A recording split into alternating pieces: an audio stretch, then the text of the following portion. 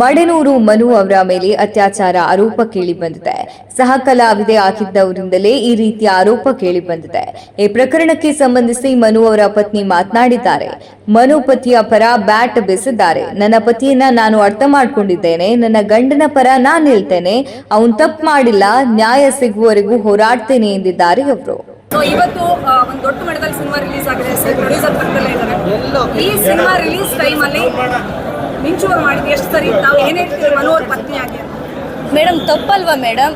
ಈ ಸಿನಿಮಾಗೋಸ್ಕರ ಟಾರ್ಗೆಟ್ ಇಟ್ಕೊಂಡೇ ತಾನೇ ಮಾಡಿರೋದು. ಈಗ ನನಗೂ ಫೀಲ್ ಬರ್ತಿದೆ ಮೇಡಮ್. ಇಷ್ಟು 3 ವರ್ಷ ಕಷ್ಟಪಟ್ಟು ನನ್ನ ಗಂಡ ಈ ಸಿನಿಮಾ ನೋಡೋಕ್ಕಿಲ್ಲ ಮೇಡಮ್.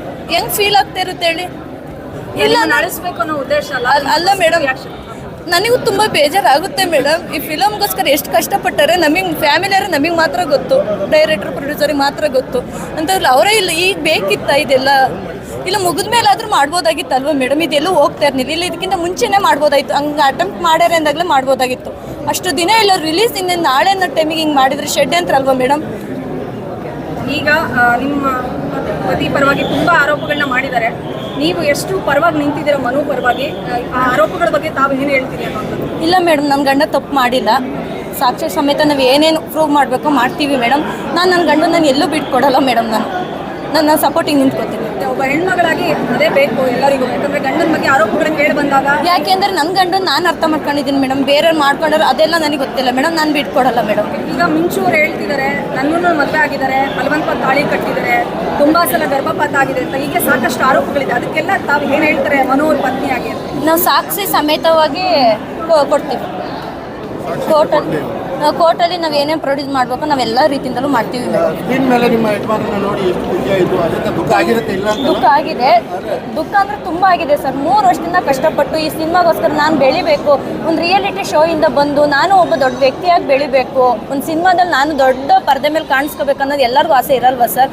ಅದಕ್ಕೋಸ್ಕರ ತುಂಬ ಕಷ್ಟಪಟ್ಟಿದ್ದಾರೆ. ಪ್ರೊಡ್ಯೂಸರು, ಡೈರೆಕ್ಟ್ರು ತುಂಬ ಹೆಲ್ಪ್ ಮಾಡಿದ್ದಾರೆ. ಪಾಪ ಅವ್ರಿಗೂ ಇದಾಗಬಾರ್ದು. ನಾನು ಕನ್ನಡಿಗರ ಜನತೆ ಕೇಳ್ಕೊಳ್ಳೋದು ಒಂದೇ ಒಂದು, ಪರ್ಸ್ನಲ್ ಆಗಿರಲಿ.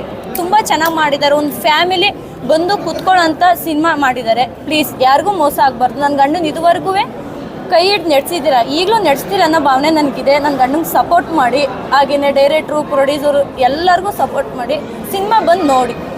ನಾವು ಯಾರು ಅರೆಸ್ಟ್ ಆಗಿದ್ದಾರೆ ಅವ್ರನ್ನ ಹೊರತರುವಂಥ ಪ್ರಯತ್ನದಲ್ಲಿ ಎಷ್ಟು ಸಪೋರ್ಟಿವ್ ಆಗಿ ನಿಂತಿದ್ದಾರೆ ಆ್ಯಸ್ ಅ ಪ್ರೊಡ್ಯೂಸರ್ ಆಗಿ ಅಥವಾ ಇಲ್ಲಿ ಟೀಮ್ ಅದು ನಿಂತಿದ್ದಾರೆ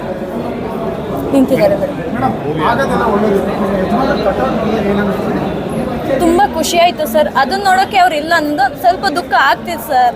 ಅಂದರೆ ಇಷ್ಟು ವರ್ಷ ಕಷ್ಟಪಟ್ಟು 3 ವರ್ಷದಿಂದ ಸತತವಾಗಿ ಕಷ್ಟಪಟ್ಟು ಮಾಡಿ ಅವರೇ ಇಲ್ದೋದಾಗ ಎಂಥರಿಗಾದ್ರೂ ನೋವು ಆಗಲ್ವ ಸರ್? ಈಗ ಅವ್ರು ಹೋಗಿ ಪೊಲಿಟಿಷನಲ್ಲಿ ಕೂತಿದ್ದಾರೆ. ಸಿನಿಮಾ ರಿಲೀಸ್ ಆಗಿದೆ, ಹೆಂಗಾರು ದುಃಖ ಆಗೇ ಆಗುತ್ತೆ ಸರ್.